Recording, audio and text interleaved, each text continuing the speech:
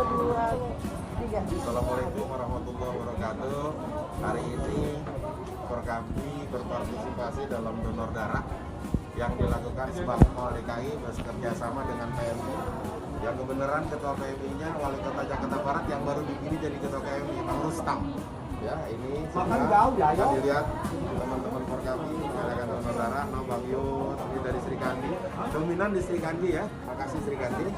Dan mudah-mudahan ya ini bermanfaat bagi saudara-saudara kita yang membutuhkan darah segar dari saudara-saudara kita dari Forkampi.